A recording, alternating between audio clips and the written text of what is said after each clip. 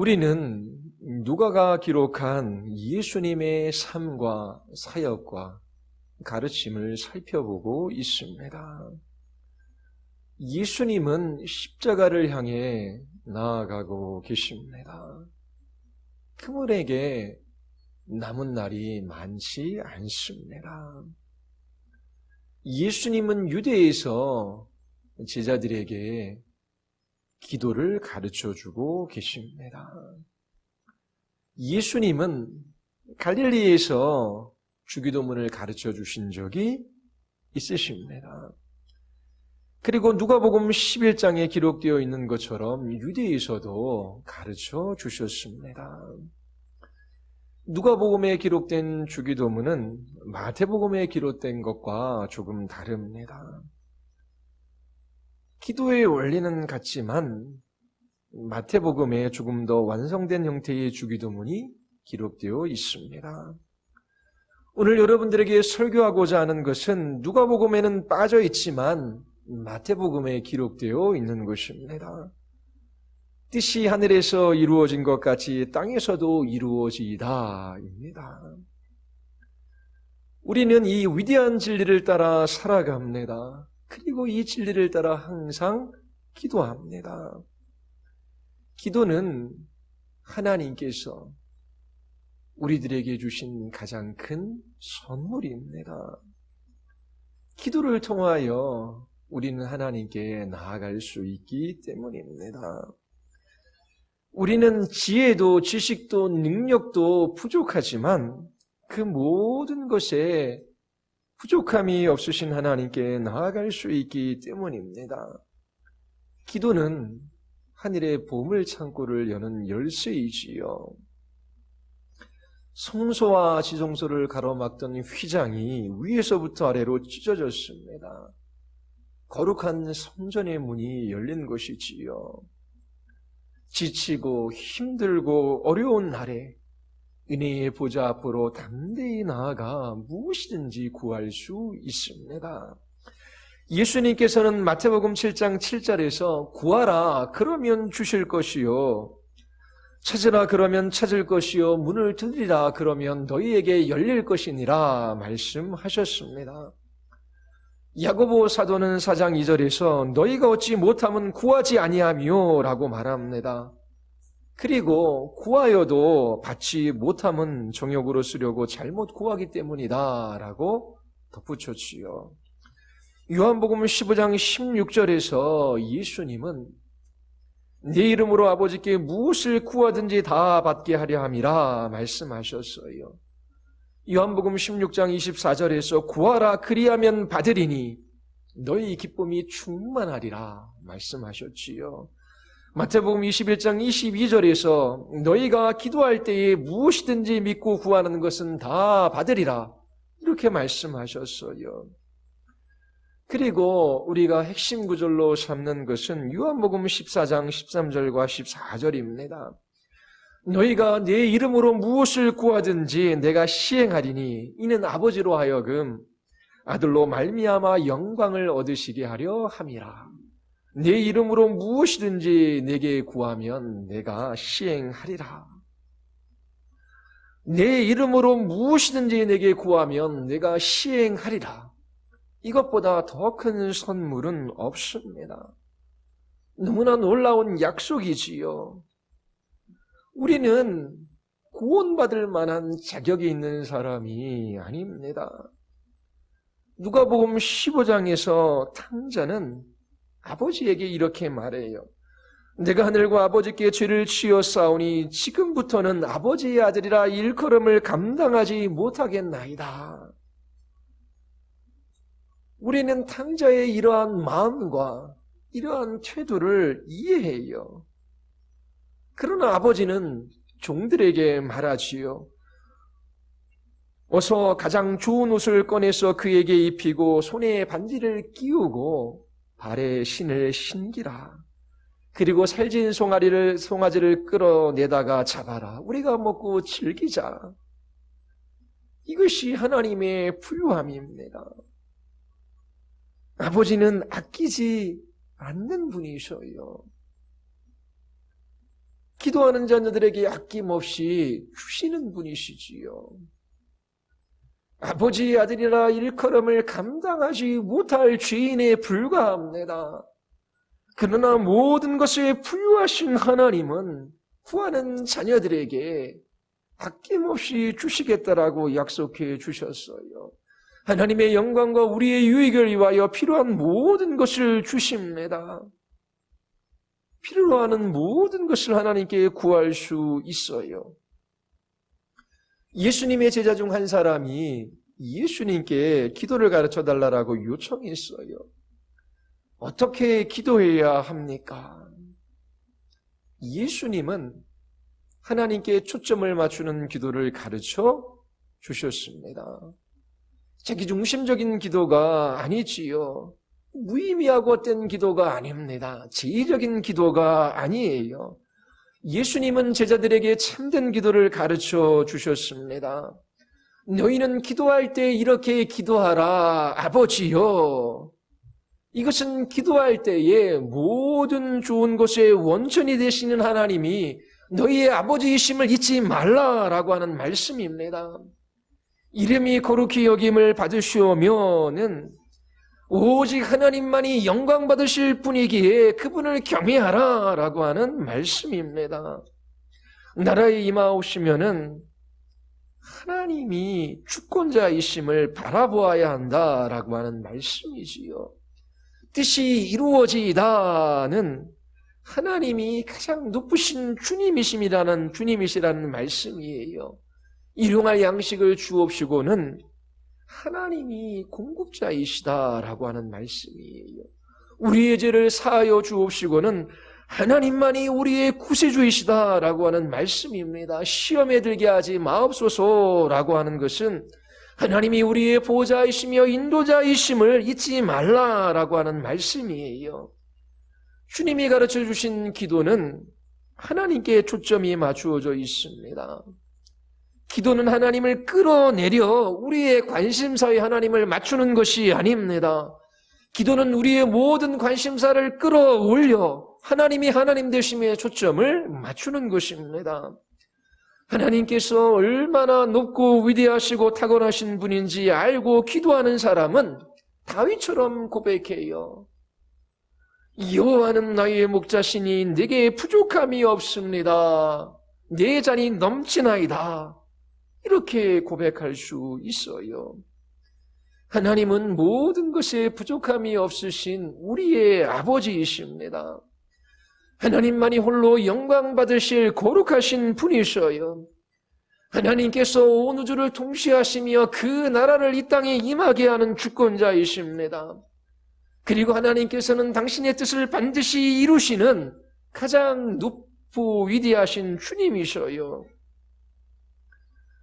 오늘은 뜻이 하늘에서 이루어진 것 같이 땅에서 이루어지이다라고 하는 이 말씀을 가지고 여러분들에게 설교하고자 합니다. 마태복음 6장 10절에 기록되어 있지요. 한 사람이 신자가 하나님께 나와 열렬히 기도합니다. 본질적으로 자신의 문제를 위해서가 아니에요. 하나님의 영광과 그분의 나라와 그분의 뜻을 위해서입니다. 그리스도인들은 하나님의 뜻이 항상 하늘에서 이루어진 것 같이 이 땅에서도 이루어지기를 원해요. 이것이 우리의 기도여야 합니다. 하나님의 뜻은 언제나 하늘에서 완벽히 완전히 즉각적으로 이루어져요. 그리고 우리는 그와 같은 일이 이 땅 여기에서 일어나기를 간절히 바랍니다. 내가 원하는 것이 아니라 하나님이 원하시는 것을 구해요. 우리는 예수님에게서 이것을 볼 수 있습니다. 요한복음 4장 34절에서 나의 양식은 나를 보내신 이의 뜻을 행하는 것이다 라고 말씀하셨어요. 나는 오직 아버지가 내게 말씀하신 것만을 말하고 내가 하라고 하신 것만을 행한다라고 말씀하셨지요. 내가 하늘로서 내려온 것은 내 뜻을 행하려 함이 아니요 나를 보내신 이의 뜻을 행하려 함이니라. 이렇게 말씀하셨어요. 여러분이 그리스도를 닮아가면 닮아갈수록 더욱더 하나님의 뜻이 여러분들의 마음의 중심에 있게 돼요. 내가 원하는 것, 내가 뜻하는 것이 아니라 하나님이 원하시는 것, 하나님이 뜻하시는 것을 구하게 됩니다. 하나님 저에게 말씀하여 주시옵소서. 하나님께서 말씀하신 것, 하나님의 뜻하신 것에 온전히 순종하며 그 말씀을 따라 살아가기를 원하나이다. 예수님처럼 나의 양식도 나를 보내신 이의 뜻을 행하는 것입니다. 내가 존재하는 이유와 목적과 뜻이 여기에 있습니다. 그렇게 고백하며 살아가게 돼요. 예수님은 마가복음 3장 35절에서 누구든지 하나님의 뜻대로 행하는 자가 내 형제요, 내 자매요, 어머니라고 말씀하셨어요. 하나님의 뜻대로 행하는 사람들이 예수님의 가족이에요. 그들이 예수님과 친밀한 관계를 가지고 있는 것입니다. 이것이 바로 참된 신자의 특징이에요. 참된 신자는 하나님의 영광과 그분의 나라와 그분의 뜻을 구합니다. 그것을 소중하게 여겨요. 온 마음을 다하여 하나님을 사랑하는 사람은 자신의 뜻에는 별 관심이 없습니다. 그가 끊임없이 자기 부인을 추구하기 때문이에요. 예수님은 하나님의 뜻을 위해 살고 그 뜻을 따라 기도했습니다. 예수님께서 겟세마네 동산에서 고민하여 죽게 되었을 때에 아버지여 원대로 되기를 원하나이다 라고 기도하셨지요. 이것이 기도의 기본입니다. 교회 공동체는 자신의 뜻이 아닌 하나님의 뜻을 중심으로 해요. 그리스도인들은 하나님께서 당신의 뜻을 이 땅에 이루시기를 간절히 원합니다. 그런데 하나님의 뜻에 관하여 오해하기 때문에 기도하지 못하는 사람들이 있어요. 혼란스러워합니다. 그 이유는 도덕적인 하나님의 뜻과 주권적인 하나님의 뜻을 구별하지 않기 때문에 그래요. 하나님께서 어떤 일이 일어나기를 정하셨다면 그 일은 반드시 일어나요. 하나님의 계획은 실행될 것이며 그분의 영원한 목적은 반드시 성취돼요. 그러나 어떤 면에서 하나님의 뜻은 좌절됩니다. 우리는 하나님의 뜻을 어기며 살아가요. 예를 들어 죄를 지을 때마다 우리는 하나님의 뜻을 어깁니다. 그리스도인들이 죄를 짓는 것은 하나님의 뜻이 아니에요. 그리고 이 세상에서 일어나는 수많은 일들을 보십시오. 세상은 하나님을 대적하고 그분의 뜻에 반하여 살아가는 사람들이 많이 있어요. 이처럼 하나님께 복종하지 않는 것을 볼 때에 하나님의 뜻이 반드시 이루어진다라고 볼 수 없는 것이지요. 여기에서 하나님의 뜻에 대한 혼란이 있습니다. 그래서 우리는 하나님의 뜻을 두 가지로 나눌 수 있어요.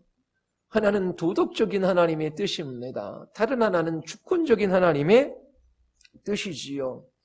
주권적인 하나님의 뜻은 하나님께서 앞으로 일어날 일들을 미리 정하셨다라고 하는 사실과 관련이 있어요. 이사야서 46장 10절에서 내가 시초부터 종말을 알리며 아직 이루지 아니한 일을 옛적부터 보이고 이르기를 나의 뜻이 설 것이니 내가 나의 모든 기뻐하는 것을 이루리라. 이렇게 말씀하셨어요. 우리가 하나님의 뜻을 말할 때에 도덕적인 뜻, 교훈적인 뜻과 주권적인 뜻을 구별하지 않으면 혼란스러워할 수밖에 없어요. 하나님의 뜻은 좌절될 수 없어요. 그분의 계획은 반드시 이루어지는 것이지요. 그렇다고 해서 하나님의 뜻에 대한 사람의 불순종을 부인하지 않아요. 믿는 우리들을 통하여 믿는 우리들 때문에 하나님의 뜻이 꺾이고 좌절되는 경우들을 봅니다. 그러나 불순종 역시 하나님의 뜻을 전복시킬 수는 없어요. 이 세상에서 일어나는 모든 일은 궁극적으로 하나님의 뜻 가운데 있어요. 우리는 이것을 알고 있습니다. 하나님께서 이 세상을 창조하시기 전 미리 정하신 영원한 목적이 있어요. 이 세상에 있는 모든 것들은 그분의 영원하신 목적을 이루어가는데 기여하게 될 것입니다. 예수님께서 주기도문에서 말씀하시는 하나님의 뜻은 그분의 웅장하고 포괄적이며 영원한 목적에 관하여 말하는 것이 아닙니다. 궁극적으로 하나님이 원하시는 것은 모두 이루어져요. 하지만 하나님이 창조하신 이 세상에 일어나는 일들을 보십시오. 일어나는 모든 일들이 하나님의 뜻과 일치합니까? 하나님의 뜻과 일치하지 않습니다. 하나님의 뜻에 대적하는 일들이 일어나고 있어요. 사실 타락한 이 세상에서 일어나는 대부분의 일은 하나님의 뜻에 반합니다. 그래서 성도들은 하나님께서 영광 받으시고 그분의 나라가 진전되어지며 그분의 뜻이 이 땅에 이루어지도록 간절히 부르짖어 기도하는 거예요. 성도들은 그 마음을 땅에 있는 것에 두지 않고 위에 있는 것에 둡니다.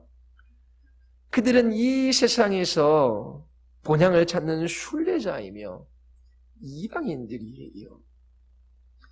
그들은 하나님의 나라와 그 나라의 영광을 구합니다.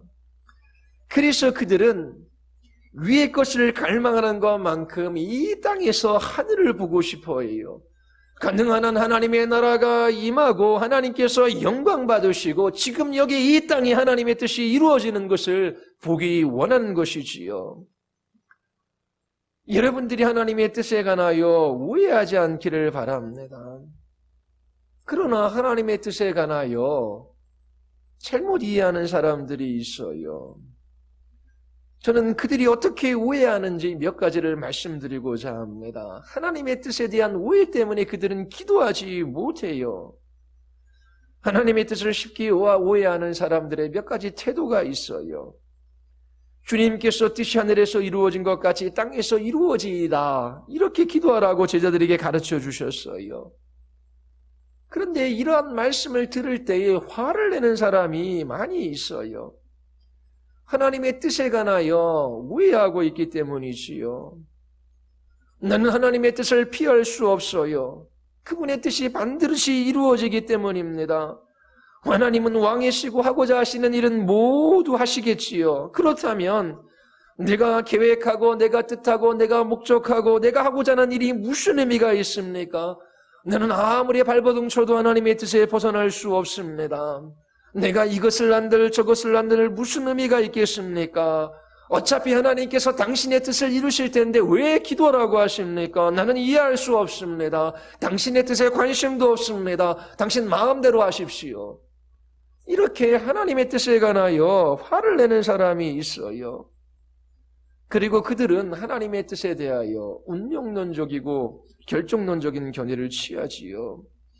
하나님께서 하고자 하시는 하시기 때문에 그것과 맞서 싸우는 것은 아무런 의미가 없다라고 생각해요.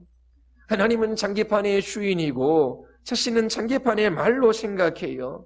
하나님이 원하시는 대로 말을 움직일 수 있으셔요. 그리고 장기판의 말처럼 우리는 움직일 수밖에 없다라고 말해요. 결정론적이고 운명론적인 견해를 가지고 있어요. 그들은 하나님의 뜻에 화를 냅니다. 하나님께서 하나님의 뜻을 하늘에서 완전하게 완벽하게 이루신 것처럼 하나님의 뜻을 이 땅에서도 이루어 달라고 하는 그러한 기도와 가르침에 화를 내요. 하나님의 뜻에 관하여 올바로 접근하는 방식이 아닙니다.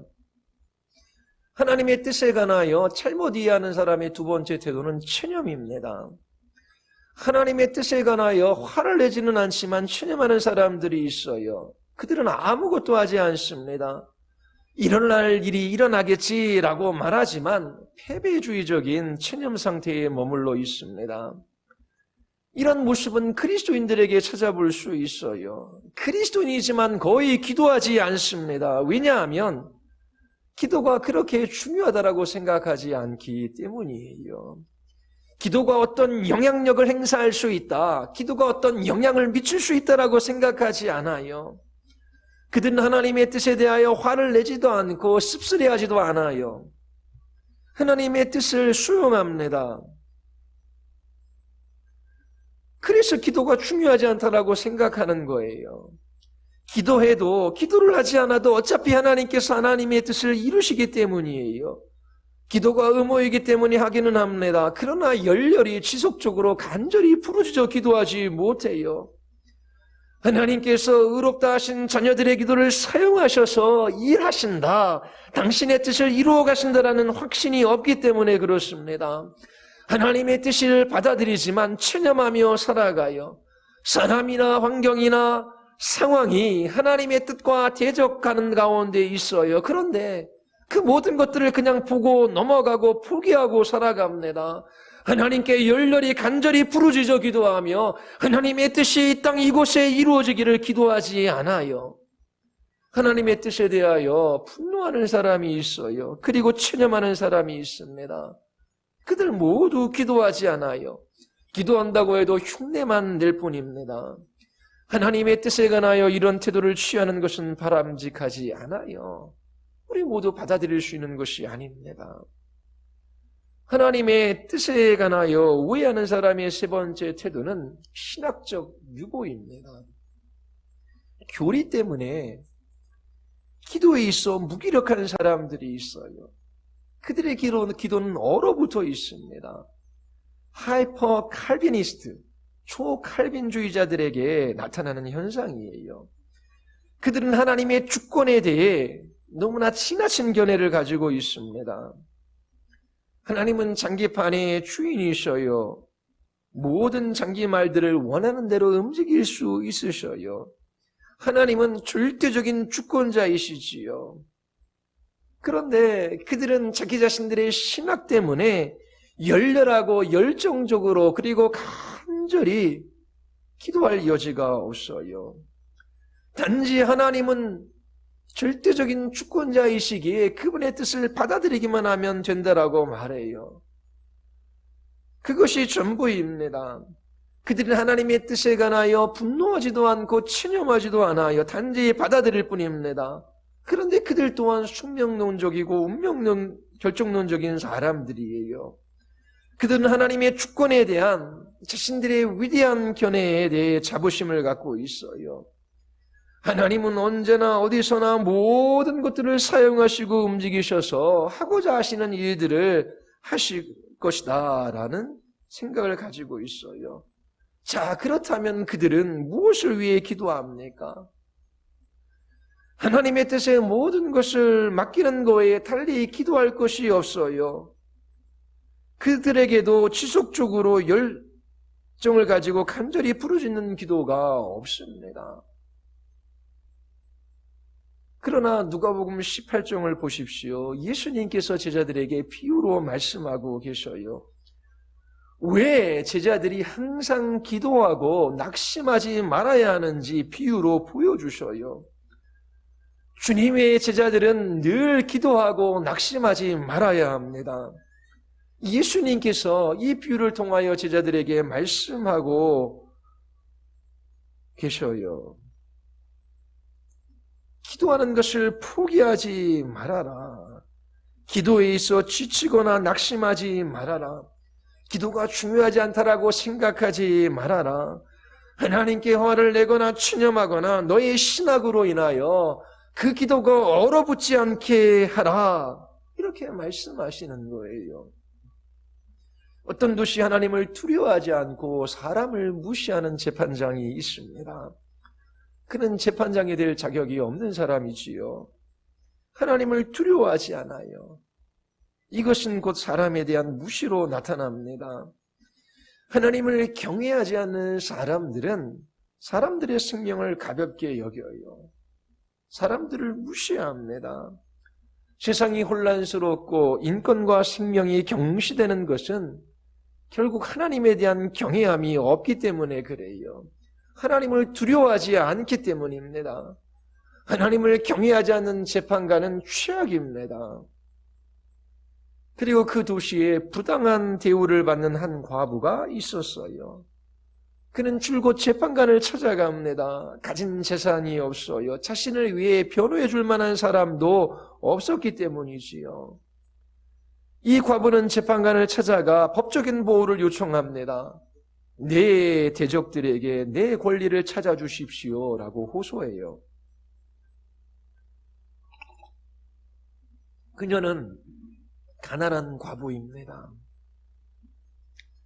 그를 부당하게 대하고 그가 가진 작은 것조차 빼앗으려는 사람들이 있는 것 같아요.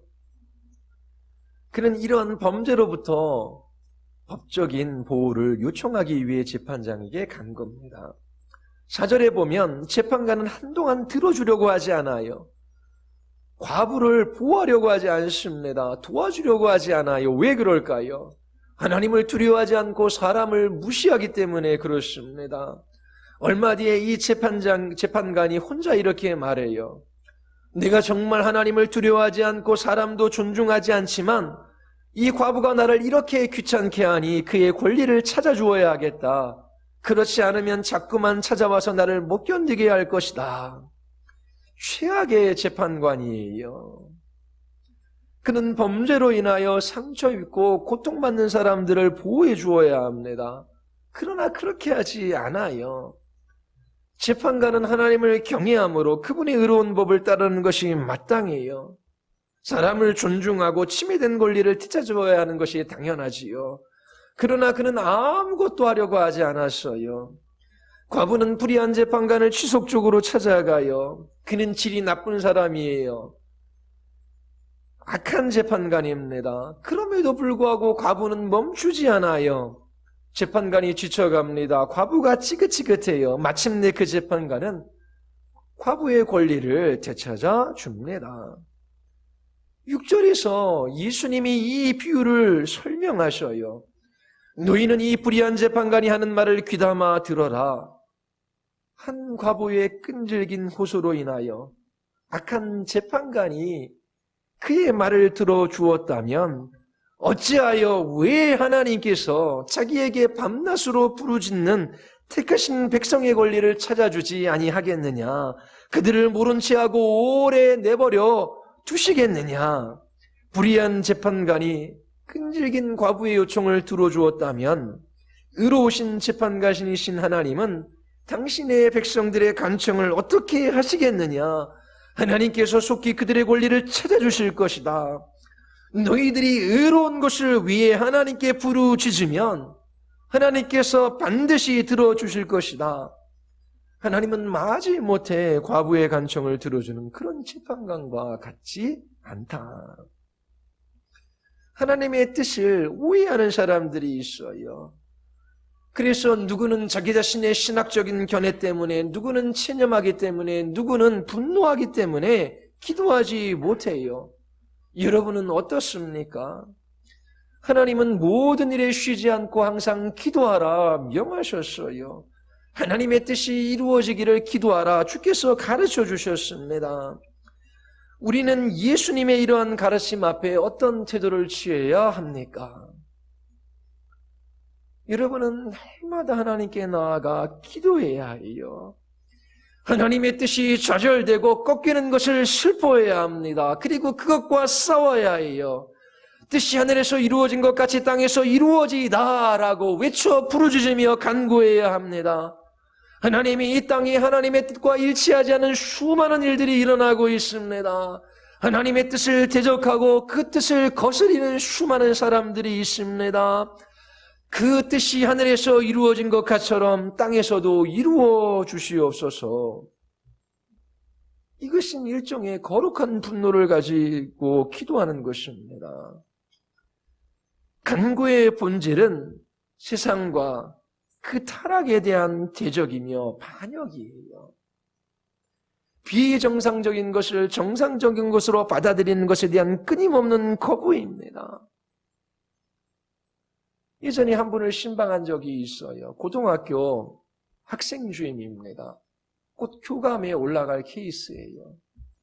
그런데 학교에서도 보니까 아부하고 뇌물을 주고 하찮은 사람들, 윗사람의 눈에 맞게끔만 행동하는 사람들, 그런 사람들에게 좋은 자리를 주고 승진할 기회를 주는 거예요.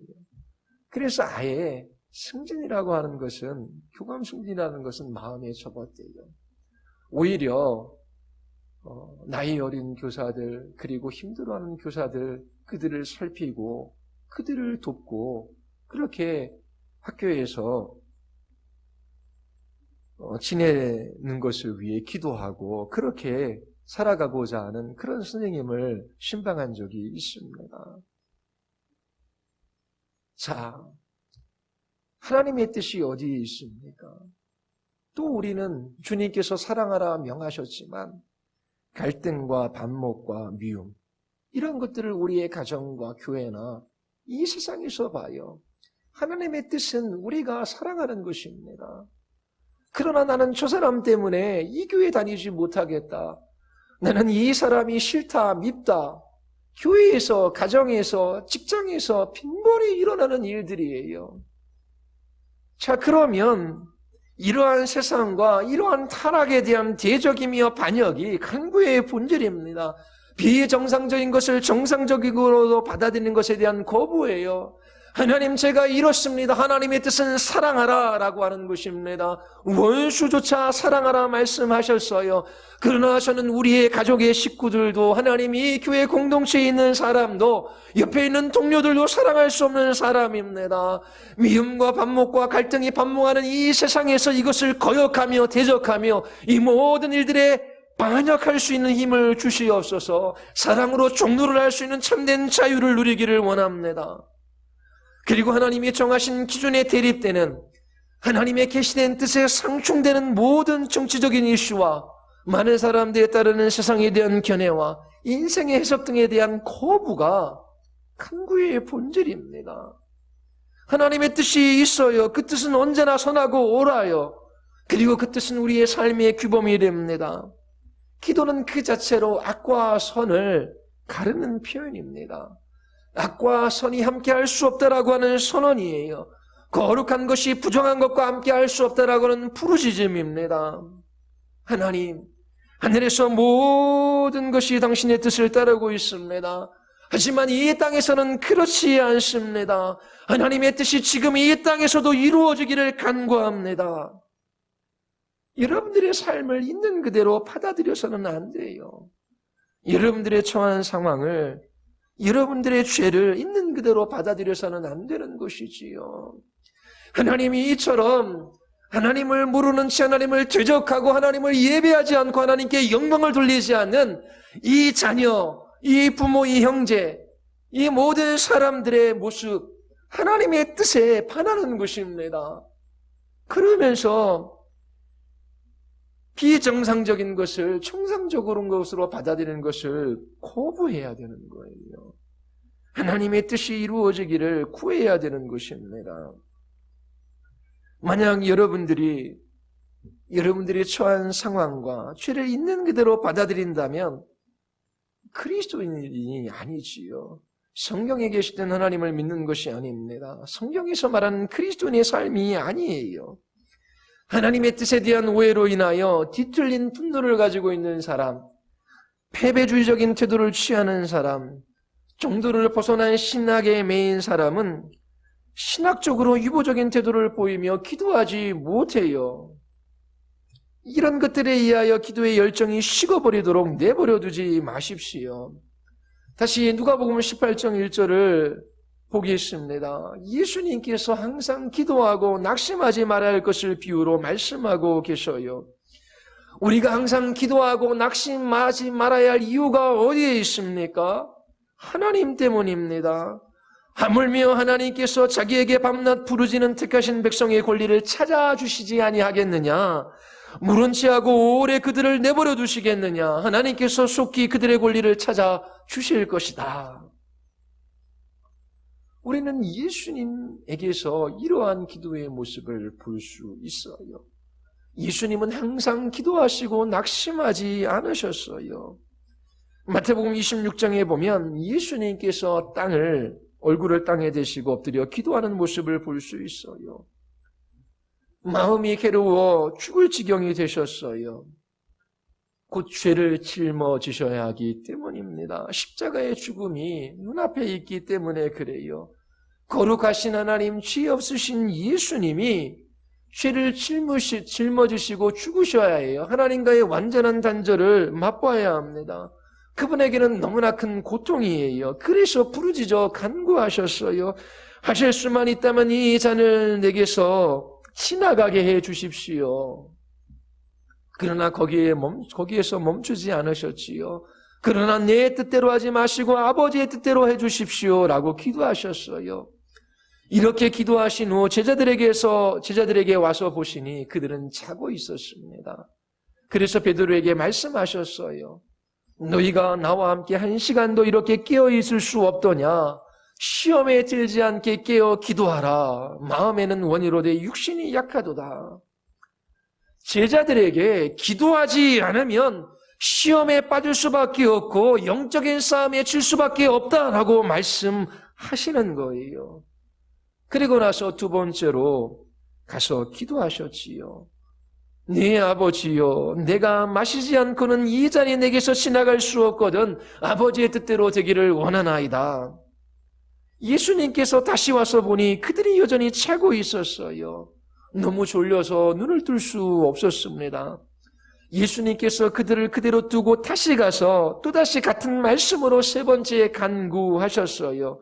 그리고 제자들에게 다시 오셔서 그들에게 말씀하셨지요. 이제는 자고 쉬라. 영어 성경 NIV 또 RSV는 이를 의문문으로 번역했어요. 아직도 자고 있느냐? 아직도 쉬고 있느냐? 이렇게 말씀하시는 거예요. 우리는 앞으로 제자들에게 무슨 일이 일어날지 잘 알고 있어요. 그들에게 시련이 닥칩니다. 시험이 오자 그들 모두 도망쳐버렸어요. 기도하지 않은 베드로는 예수님을 3번씩이나 부인했습니다. 예수님은 항상 기도하셨어요. 수많은 무리들이 자신들의 욕망을 채우기 위하여 예수님을 따라요. 예수님께 더 많은 기적을 요구합니다. 사람들이 밀고 들어와요. 예수님은 이러한 사람들을 아침마다 대하기 위하여 밤에 기도하시며 마음의 준비를 하셨어요. 예수님은 매일 기도하셨지만 중요한 때마다 큰 삶의 위기를 앞두고 더 많이 기도하셨어요. 세례를 받으실 때에 변화산에서 십자가를 앞두고 그리고 십자가 위에서 기도하셨지요. 광야에서 사단의 시험을 받기 전 기도하셨어요. 12 사도를 뽑기 전에 기도하셨어요. 십자가의 죽음을 앞두고 겟세마네 동산에서 기도하셨어요. 예수님은 기도하셨지만 제자들은 잤습니다. 예수님은 승리하셨지만 제자들은 졌어요. 예수님은 악과 싸우셨어요. 기도로 어둠의 세력과 싸우셨지요. 그리고 항상 하나님의 뜻이 이루어지기를 위하여 기도하셨습니다. 아버지의 뜻이 하늘에서 이루어진 것처럼 이 땅에서도 이루어지기를 원하나이다. 주어진 환경이나 상황 때문에 체념하지 않으셨어요. 악에 굴복하지도 않으셨지요. 깨어 기도한다라고 하는 것은 뜻이 하늘에서 이루어진 것 같이 땅에서도 이루어지기를 기도하는 것입니다. 영적인 전쟁이 있어요. 이 영적인 전쟁을 수행하는데 정말 필요한 무기 중 하나가 바로 기도입니다. 예루살렘 교회에 큰 핍박이 있어요. 사도들만 빼놓고 수많은 예루살렘의 그리스도인들이 뿔뿔이 흩어져요. 그리고 헤롯이 야고보를 잡아들입니다. 그를 칼로 쳐 죽여요. 백성들이 좋아하자 베드로도 잡아들여요. 교회에 큰 핍박과 환난이 있는 것이지요. 그때에 교회가 한 일이 무엇입니까? 열심으로 열정적으로 하나님 앞에 기도했습니다. 기도가 영적인 싸움을 싸울 수 있는 강력한 무기가 되기 때문에 그래요. 하나님, 나의 문제를 해결해 주시고 내가 원하는 것을 주세요라고 하는 그런 기도가 아니었습니다. 기도는 하나님에 관한 거예요. 이 땅 이곳에서 하나님의 이름이 거룩히 여김을 받고 하나님의 나라가 임하오심이 하나님의 뜻이 이루어지기를 원합니다. 이렇게 기도해요. 왜냐하면 하나님께서 기도를 사용하셔서 그 일을 이루어 가실 것을 믿기 때문이지요. 하나님께서 그렇게 하시겠다라고 약속하셨기 때문입니다. 여러분들이 기도하지 않는다면 죄와 손을 잡게 되어 타락한 세상과 휴전을 하게 됩니다. 그때의 거룩한 분노를 잃어버려요. 경건한 슬픔이 사라집니다. 세상을 대적하는 믿음의 싸움을 멈추게 돼요. 그때 잠시 세상과 버타는 안락함과 죄 안에서 누리는 평안함이 있어요. 그러나 잠시뿐입니다. 그 인생이 복되겠습니까? 그렇지 않아요. 하나님의 이름이 모욕을 받아요. 그리스도의 영광이 훼손되어 주님의 몸된 교회가 더럽혀져요. 하나님의 말씀을 무시합니다. 하나님을 예배하는 것을 가볍게 여겨요. 그럼에도 불구하고 거룩한 분노와 경건한 슬픔이 없다면 기도하지 않는 사람입니다. 기도를 해도 이방인처럼 기도하고 있는 것이 분명해요. 그리스도인들은 결코 이 세상과 버타며 살아갈 수 있는 사람들이 아니에요. 믿음의 싸움을 멈추거나 죄와 손잡고 살아갈 수 있는 사람들이 아닙니다. 그리스도인들은 열렬하게 하나님 앞에 기도해요. 우리의 간절함이 하늘보다를 움직여서 우리가 원하는 모든 것을 하나님께 얻어낼 수 있기 때문입니까? 여러분들이 열렬히 간절히 기도하면 하나님께서 모든 문제를 해결해 주시고 내가 원하는 것을 원하는 때에 원하는 방법으로 주시기 때문입니까? 어떤 사람은 새벽 제단을 쌓는다라고 합니다. 제단이 있습니까? 자기 자신의 기도가 제물이 되어 하나님의 마음을 흡족해 드리고 하나님께 원하는 것을 얻어내려고 하는 이교도적인 사상입니다.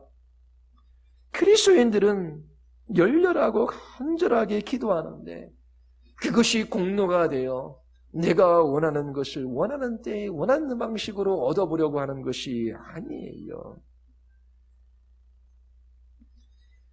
주님은 시련 가운데 승리하는 법을 가르쳐 주고자 하십니다. 많은 문제와 어려움을 통해 우리를 거룩하게 하고자 하셔요. 거기에 역설이 있습니다. 문제가 해결되고 평안하고 아무런 어려움도 없는 것이 행복한 삶이라고 말하곤 해요. 물론 고난과 시련을 좋아하는 사람이 없어요. 많은 문제와 질병을 끌어안고 살아가는 것을 기뻐하는 사람이 없어요. 그러나 하나님은 그 모든 것 속에서 우리로 하여금 기도하게 하십니다. 거기서 우리를 만나주시고 거기서 우리를 빚어가시고 거룩하게 하셔요. 그 기도의 자리에서 슬픔의 눈물을 흘리는 사람들이 변하여 노래가 되게 하십니다. 고난이 변하여 찬양이 되게 하셔요. 이 세상을 이길 수 있는 힘을 주십니다. 그 모든 것들은 우리의 생각을 넘어서는 일이에요. 바울에게 육체의 가시가 있었지요. 그것이 제거되기 위하여 하나님께서 치료해 주시기 위하여 3번씩이나 기도했어요. 3번 다 하나님은 아니다라고 말씀하셔요. 왜 하나님께서 바울에게 육체의 가시를 허락하셨을까요? 고린도후서 12장 7절이 답을 말해요. 바울의 입을 통하여 답이 주어지지요. 여러 계시를 받은 것이 지극히 크므로 너무 착오하게 하지 않게 하려 하심이니라. 베드로 사도도 이렇게 답해요. 잠깐 고난을 받은 너희를 신이 온전케 하시며 굳게 하시며 강하게 하시며 털을 견고하게 하시기 위함이다. 만일 여러분들이 날마다 하나님의 뜻을 위하여 기도하고 있다면 모든 고난과 모든 문제가 해결되기만을 위하여 기도할 수는 없을 거예요. 하나님의 뜻이 여러분들의 영적 성숙에 있다면 어느 정도의 고난이 필요하기 때문입니다. 그렇지 않습니까? 여기에 역설이 있어요. 우리는 세상의 악에 대항하여 부르짖어 기도합니다. 하나님을 영어롭게 하지도 아니하고 하나님을 무시하고 하나님께 불순종하며 하나님을 대적하는 이 세상에 대항하여 하나님 앞에 간절히 기도해요. 그리고 우리는 죄에 대하여 죄에 대항하여 죄에 대적하여 부르짖어 기도합니다. 우리의 슬픔과 약함과 우리를 괴롭게 하는 것들에 대항하여 부르짖어 기도해요. 하나님 앞에 나아가 우리의 마음을 쏟아놓습니다. 우리를 괴롭게 하는 것, 힘들게 하는 것, 해결되지 않는 모든 문제를 가지고 나아가요. 그리고 우리의 사랑 없음과 지혜 없음과 능력 없음을 고백합니다. 우리의 오해와 불의와 부정과 악한 말과 그 밖의 모든 죄와 죄의 비참함을 고백해요. 그리고 하나님의 의를 위하여, 하나님의 나라를 위하여, 그분이 영광 받으시는 것을 위하여, 그분의 뜻이 이루어지는 것을 위하여 간구합니다. 하나님, 저의 삶에 무슨 일이 일어나든지 이 모든 것들을 사용하셔서 주의 이름이 영광 받으시고 주의 나라가 진전되어지며 주님의 뜻이 이루어지기를 원하나이다. 하나님께서 그 크신 능력으로 이 모든 것들을 사용하셔서 그 모든 일들을 이루어 가시기를 원하나이다. 여러분은 하나님의 뜻을 위해 기도해요. 그들이 그리스도인들입니다. 하나님께서 반드시 여러분들의 모든 문제, 여러분들을 괴롭게 하는 것을 없애 주시는 것은 아닐 수 있어요. 그러나 그리스도인들은 무슨 일이 일어나든지 주님의 뜻이 이루어지기를 기도합니다. 여러분들은 맹렬히 타는 풀무불 가운데 던져진 다니엘의 세 친구를 기억하고 있지요. 사드락과 메삭과 아벳느고입니다. 그들이 왕에게 무엇이라 말했습니까? 하나님이 우리를 구해 주실 것입니다. 그렇게 하지 아니하실지라도 우리는 괜찮습니다. 우리는 왕의 신들을 섬기지 아니하고 왕의 세우신 금신상에도 절하지 않을 것입니다. 마치 이렇게 말하는 것과 같아요.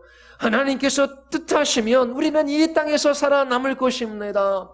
우리의 질병도 고쳐주시고 우리의 문제도 해결해 주시고 우리의 모든 고난을 면하게 해주실 것입니다. 그렇지 않으면 하나님께서 뜻하시면 우리는 이 땅에서 살아남을 거예요. 그렇지 않으면 우리는 천국에서 살아남을 것입니다. 하나님은 시련을 통하여 고난을 사용하셔서 우리를 정결하고 거룩한 자녀로 빚어 가셔요. 시련과 고난이 계속된다라고 해도 그리스도인들은 하늘에서 하나님의 뜻이 이루어진 것 같이 땅에서도 이루어지다라고 말해요. 그리고 계속해서 기도합니다. 하나님, 제 인생에 무슨 일이 일어나든지 당신의 이름이 거룩히 여김을 받고 당신의 나라가 이 땅에 임하며 당신의 뜻이 이루어지는데 필요한 사람이 되게 하소서. 이것이 저의 양식이 되게 하여 주시옵소서. 이렇게 열렬히 간절히 지속적으로 주께 부르짖어 기도함으로 깨어있는 그리스도인의 삶을 살아가십시오. 하나님께서 반드시 부르짖어 간구하는 주의 자녀들의 기도에 응답하시고 주님께서 그 기도를 사용하셔서 주님의 뜻을 이루어 가십니다. 우리 기도하시겠습니다.